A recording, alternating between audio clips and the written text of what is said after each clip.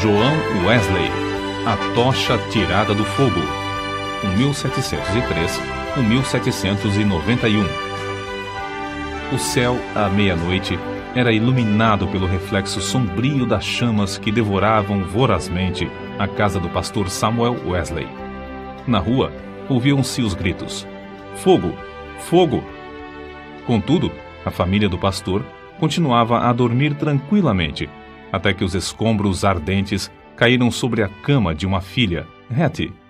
A menina acordou sobressaltada e correu para o quarto do pai.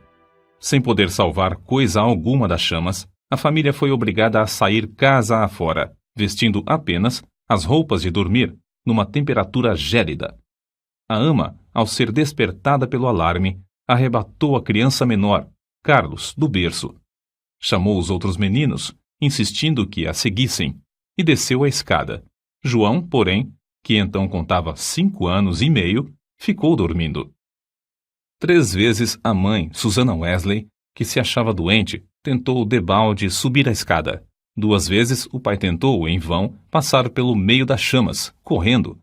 Sentindo o perigo, ajuntou a família no jardim, onde todos caíram de joelhos e suplicaram em favor da criança presa pelo fogo. Enquanto a família orava, João acordou e, depois de tentar descer pela escada, subiu numa mala que estava em frente a uma janela, onde um vizinho o viu em pé. O vizinho chamou outras pessoas e juntos conceberam o plano de um deles subir nos ombros de um primeiro enquanto um terceiro subia nos ombros do segundo até alcançarem a criança. Dessa maneira, João foi salvo da casa em chamas, apenas instantes antes de o teto cair com grande fragor. O menino foi levado pelos intrépidos homens que o salvaram para os braços do pai. "Cheguem, amigos!" clamou Samuel Wesley ao receber o filhinho. "Ajoelhemo-nos e agradeçamos a Deus. Ele me restituiu todos os meus filhos. Deixem a casa arder. Os meus recursos são suficientes." 15 minutos depois, casa, livros, documentos e mobiliário não existiam mais. Anos mais tarde, em certa publicação, apareceu o retrato de João Wesley e, embaixo, a representação de uma casa ardendo com as palavras: "Não é este um tição tirado do fogo?"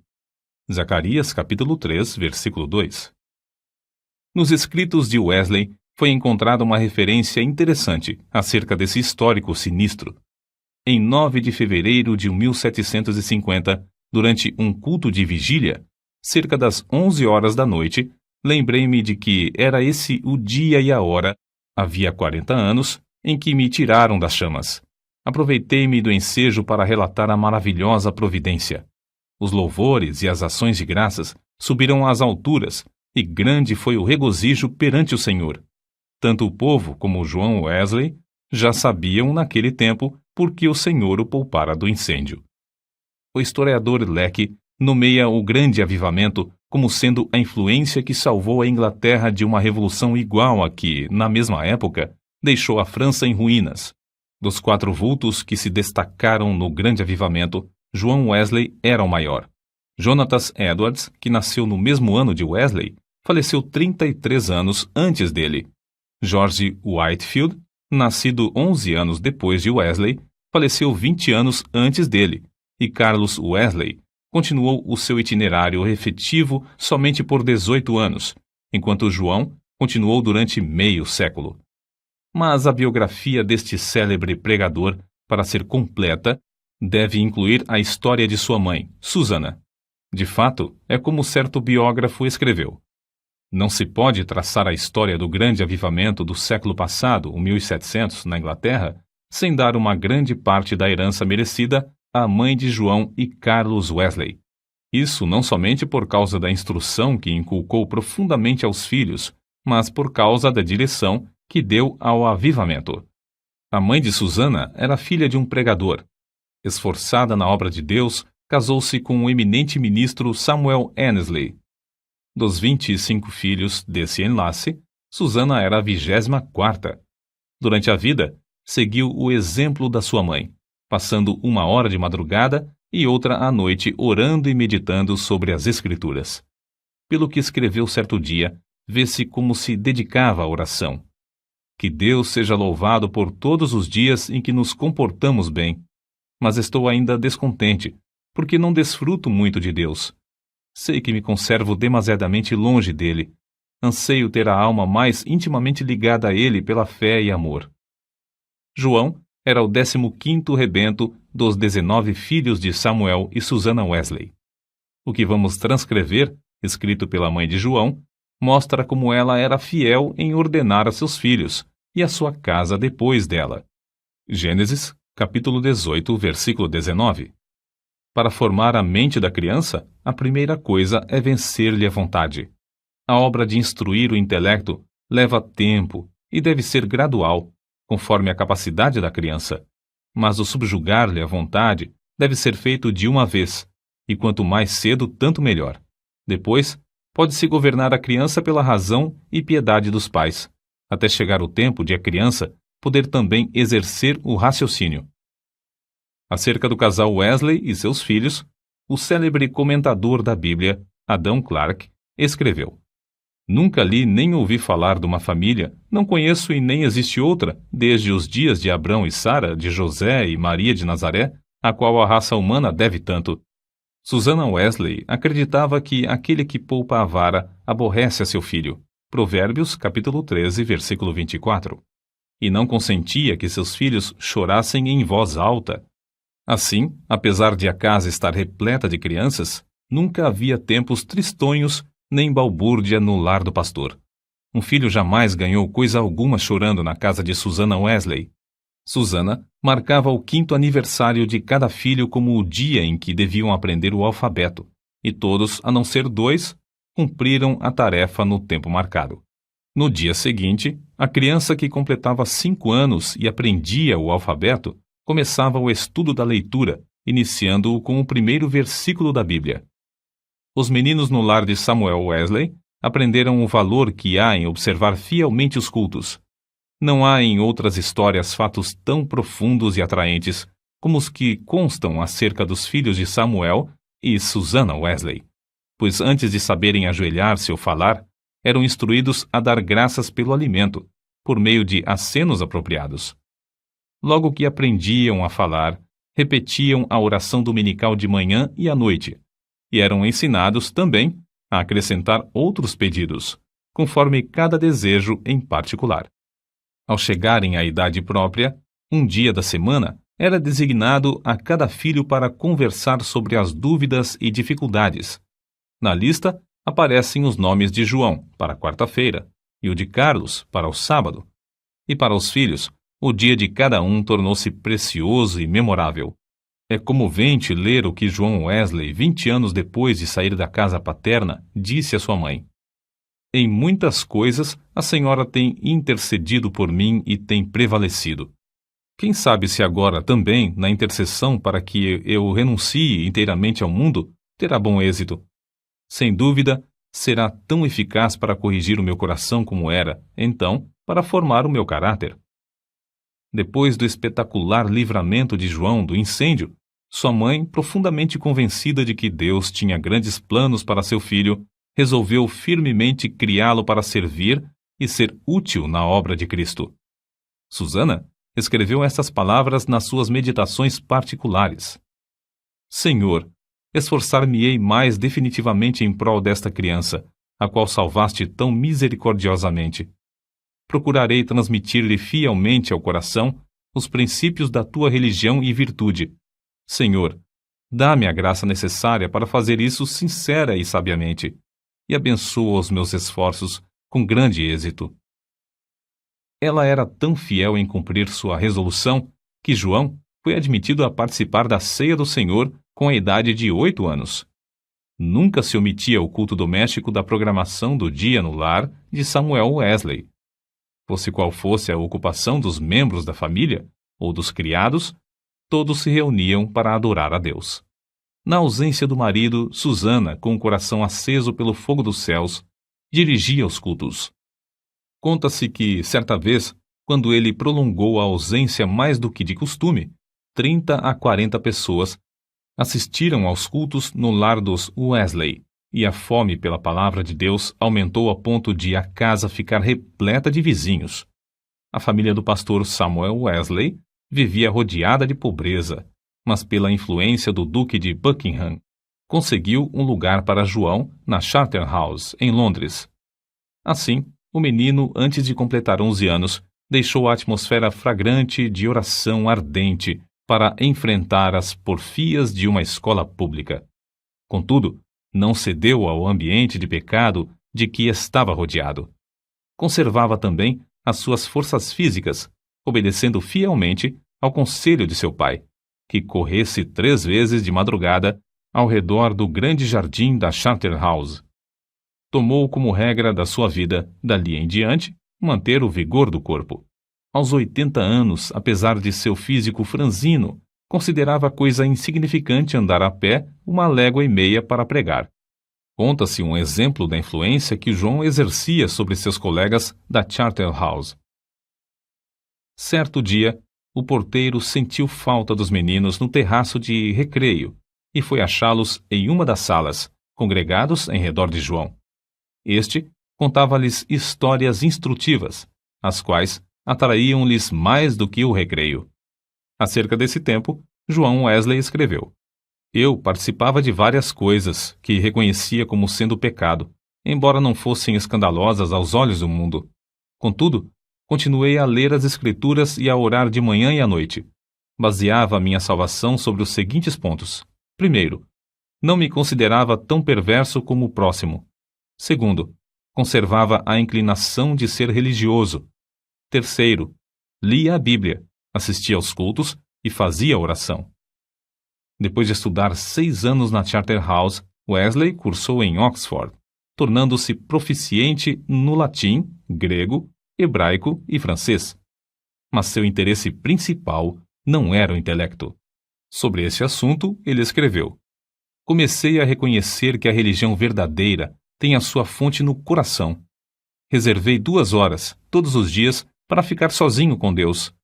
Participava da ceia do Senhor de 8 em 8 dias.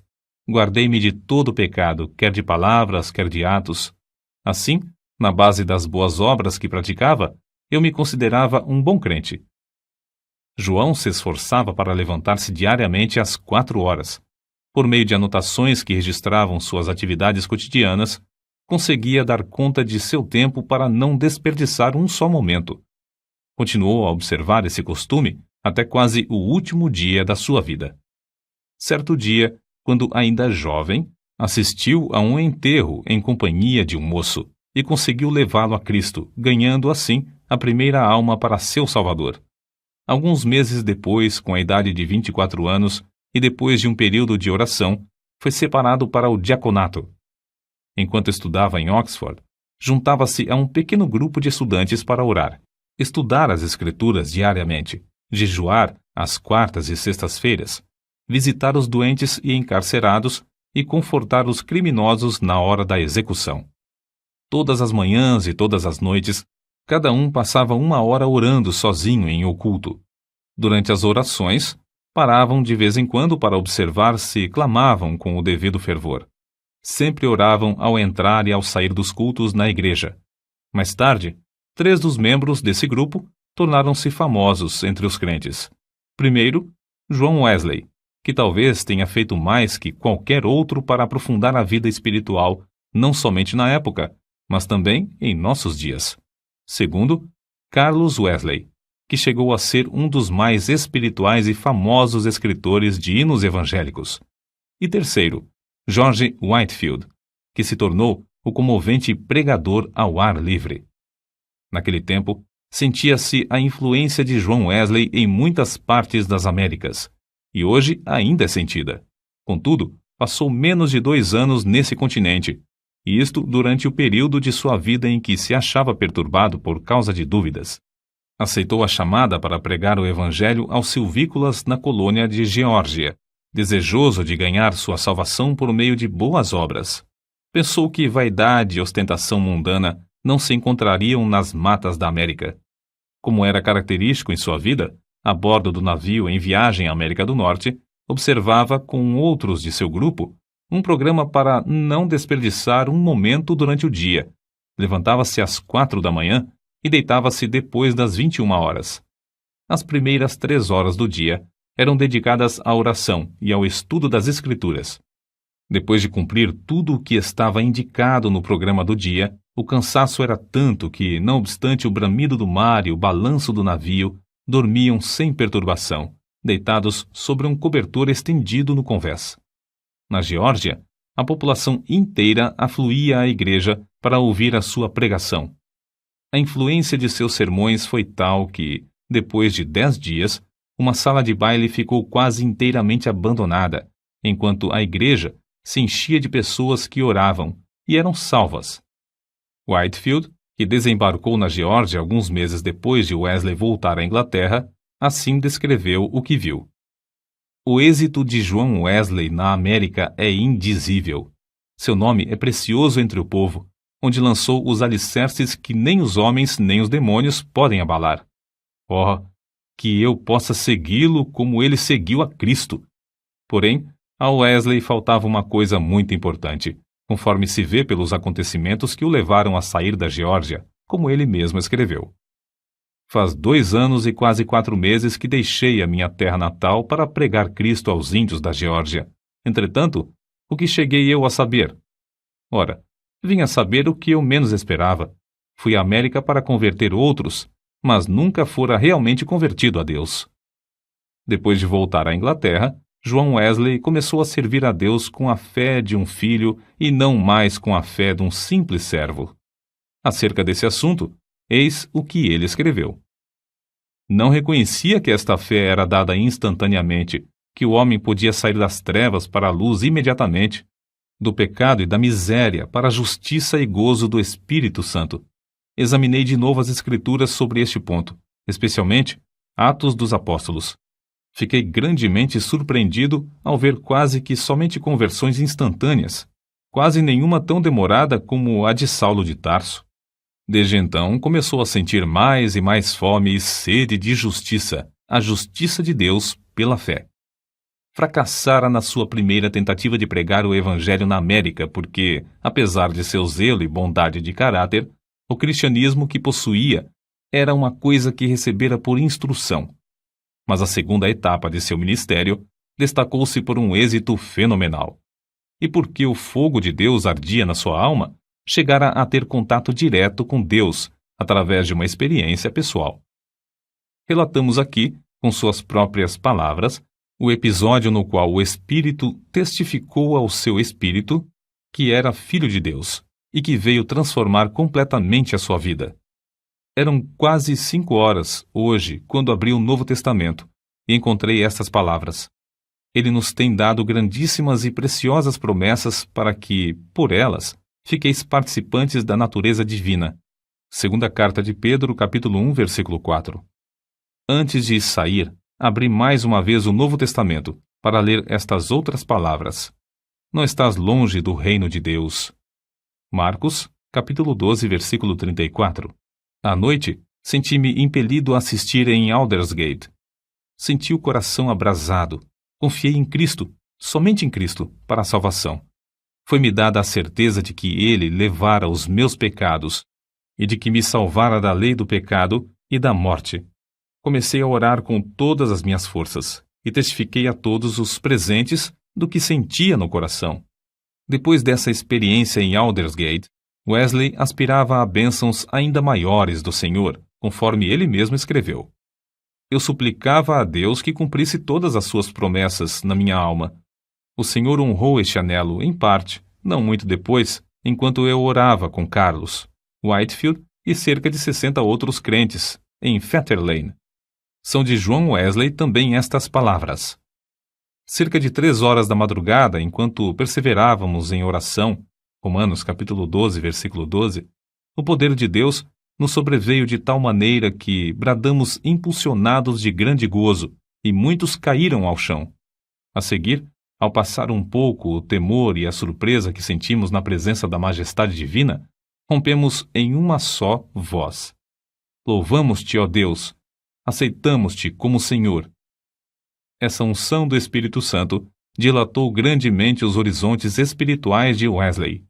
O seu ministério tornou-se excepcionalmente frutuoso. e ele trabalhou ininterruptamente durante 54 anos, com o coração abrasado pelo amor divino. Um pastor prega, em média, 100 vezes por ano, mas João Wesley pregou cerca de 780 vezes por ano, durante 54 anos.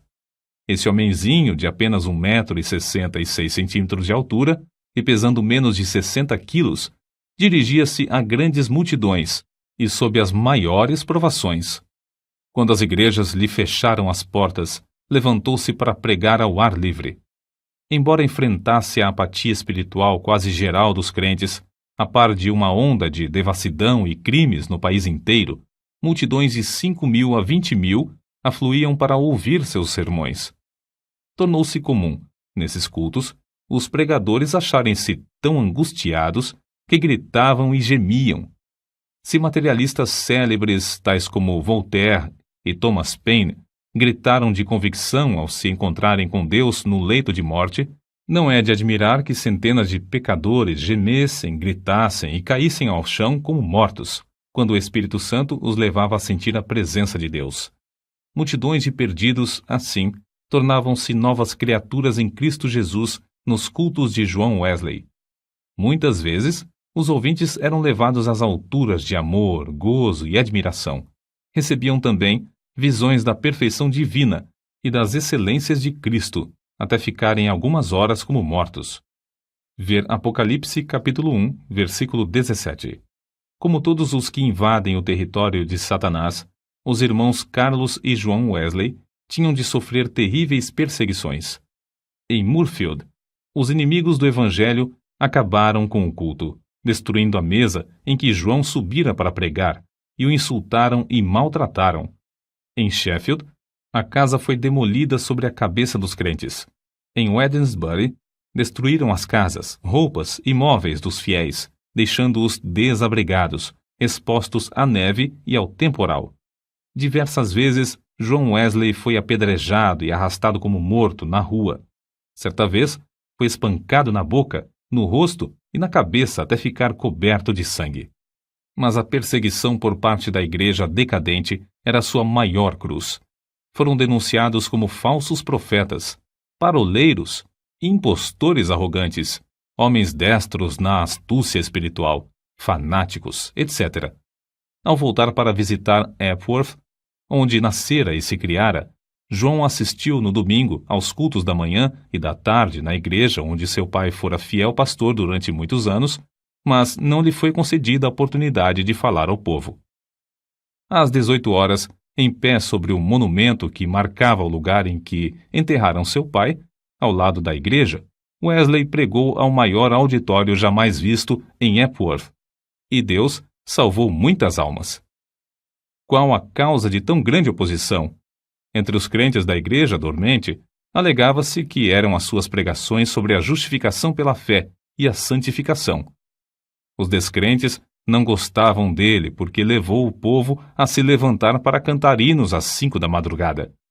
João Wesley não somente pregava mais que os outros pregadores, mas os excedia como pastor, exortando, confortando os crentes e visitando-os de casa em casa.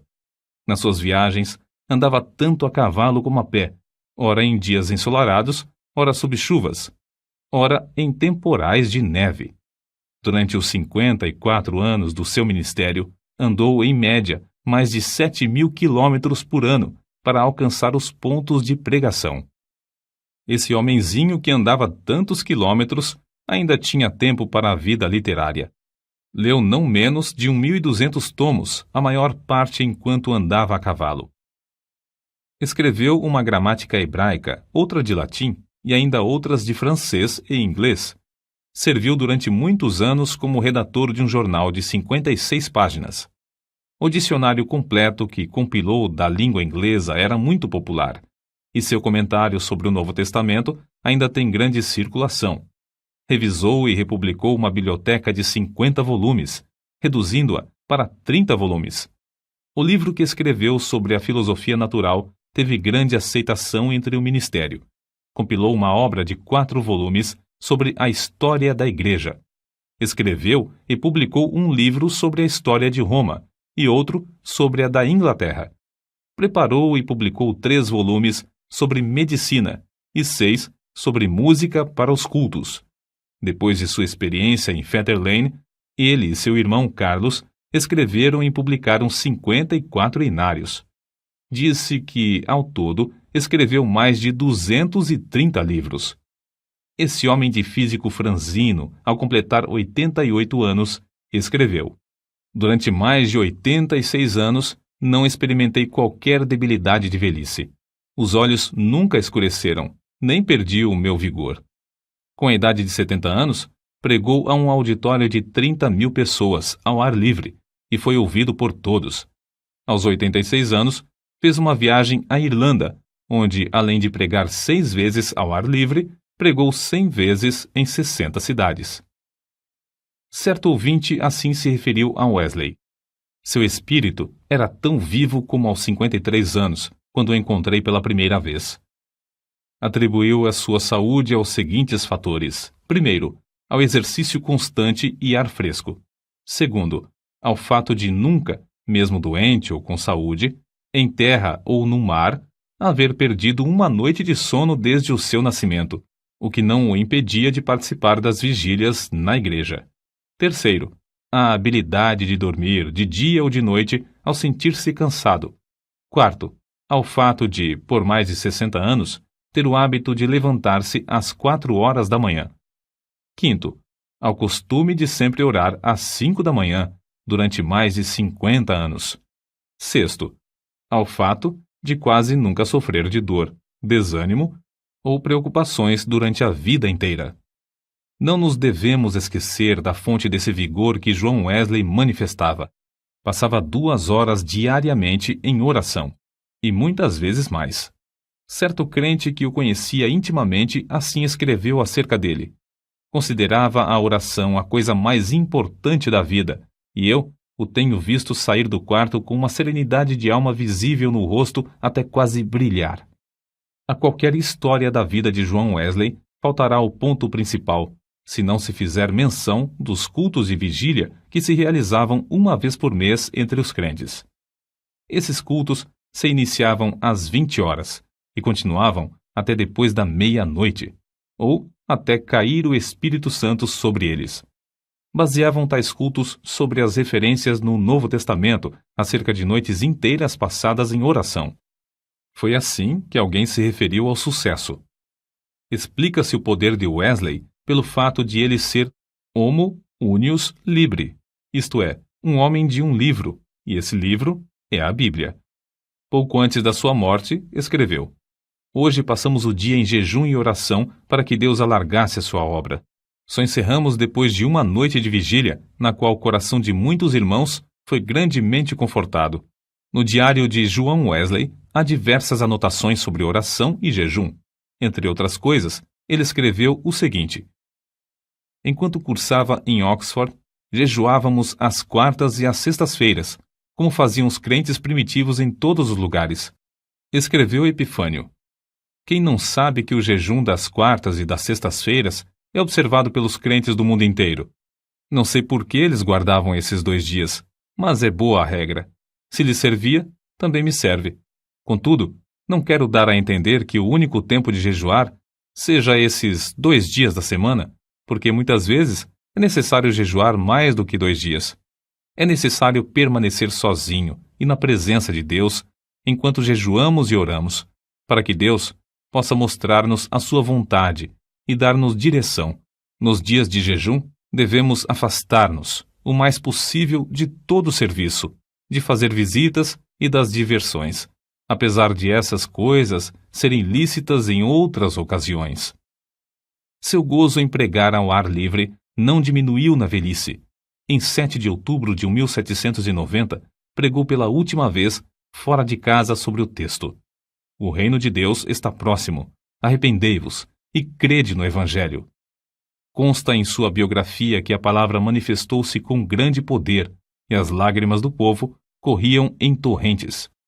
Um por um, seus fiéis companheiros de luta, inclusive sua esposa, foram chamados para o descanso, mas John Wesley continuava a trabalhar. Com a idade de 85 anos, seu irmão Carlos foi chamado pelo Senhor. E João sentou-se perante a multidão, cobrindo o rosto com as mãos, para esconder as lágrimas que lhe corriam pelas faces. Seu irmão, a quem amara tanto durante tão longo tempo, havia partido, e ele, agora, tinha de trabalhar sozinho. Em 2 de março de 1791, com a idade de quase 88 anos, completou a sua carreira terrestre. Durante toda a noite anterior, não cessaram em seus lábios o louvor e a adoração, pronunciando estas palavras: As nuvens destilam a gordura. Sua alma saltou de alegria com a antecipação das glórias do lar eterno e exclamou: O melhor de tudo é que Deus está conosco. Então, levantando a mão, como se fosse o sinal da vitória, novamente repetiu: O melhor de tudo é que Deus está conosco. Às 10 horas da manhã, enquanto os crentes rodeavam o leito em oração, ele disse: Adeus. E assim passou para a presença do Senhor. Um crente que assistiu à sua morte assim relatou o ato: A presença divina pairava sobre todos nós. Não existem palavras para descrever o que vimos no seu semblante. Quanto mais o fitávamos, tanto mais víamos parte dos indizíveis céus. Calcula-se que 10.000 pessoas passaram em desfile diante do ataúde para ver o rosto que ainda retinha um sorriso celestial. Por causa das grandes massas que afluíram para honrá-lo, foi necessário enterrá-lo às 5 horas da manhã. João Wesley nasceu e criou-se em um lar onde não havia abundância de pão. Com a venda dos livros de sua autoria, ganhou uma fortuna, com a qual contribuía para a causa de Cristo. Ao falecer, deixou no mundo 2 colheres, uma chaleira de prata, um casaco velho e dezenas de milhares de almas, salvas em épocas de grande decadência espiritual. Em Epworth, a tocha foi arrebatada do fogo. Em Aldersgate e Fetter Lane, começou a arder intensamente e continua a iluminar milhões de almas no mundo inteiro.